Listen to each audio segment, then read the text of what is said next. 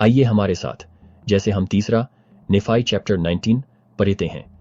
ईसा मसीह की प्रार्थनाओं का पवित्र स्वभाव और उनके शिष्यों और अनुयायियों पर पवित्र आत्मा का उतरना।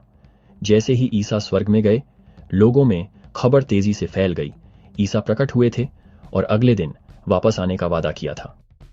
पूरी रात परिवारों ने काम किया और फिर से उनकी दिव्य उपस्थिति का साक्षी बनने के लिए इकट्ठा होने के लिए यात्रा की।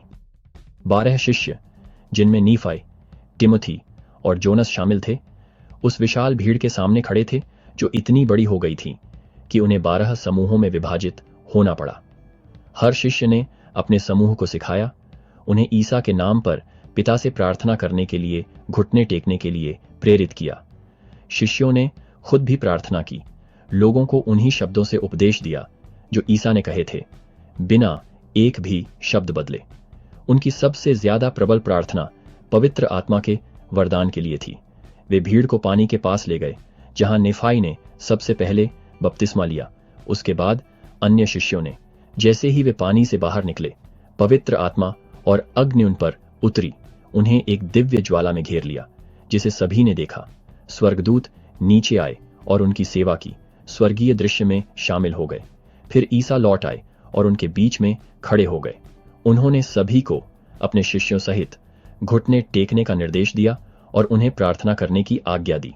उन्होंने ईसा से प्रार्थना की, उन्हें अपना प्रभु और ईश्वर माना। फिर ईसा दूर हट गए और पिता से प्रार्थना की, अपने चुने हुए शिष्यों को उनके विश्वास के कारण पवित्र आत्मा देने के लिए कृतज्ञता व्यक्त की। उन्होंने न केवल शिष्यों के लिए बल्कि उन सभी के लिए प्रार्थना की जो उनके शब्दों पर विश्वास करेंगे। उन्होंने सभी विश्वासियों के बीच एकता के लिए प्रार्थना की कि वे एक हों, जैसे वह और पिता एक हैं। अपनी वापसी पर ईसा ने शिष्यों को अभी भी गहरी प्रार्थना में देखा। उनके चेहरे दिव्य प्रकाश से दमक रहे थे। वह मुस्कुराए, उन्हें आशीर्वाद दिया और उन्हें अपनी प्रार्थना जारी रखने के लिए प्रोत्साहित किया। दूसरी बार ईसा प्रार्थना करने के लिए दूर हट गए। पिता को धन्यवाद दिया कि उन्होंने शिष्यों को उनके विश्वास के माध्यम से शुद्ध किया। उन्होंने दूसरों के लिए भी शुद्ध होने के लिए प्रार्थना की और उनके लिए जो उन्हें दिए गए थे उनकी महिमा करने के लिए। जब वह लौटे तो उन्होंने उन्हें अभी भी प्रार्थना में दृढ़ पाया। उनका चेहरा दमक रहा था। तीसरी बार ईसा दूर हट गए और इतनी गहरी प्रार्थना की कि कोई मानव जीभ उसके शब्दों का उच्चारण नहीं कर सकती थी। भीड़ के दिल खुल गए और उन्होंने उनकी प्रार्थना के चमत्कारों को महसूस किया और समझा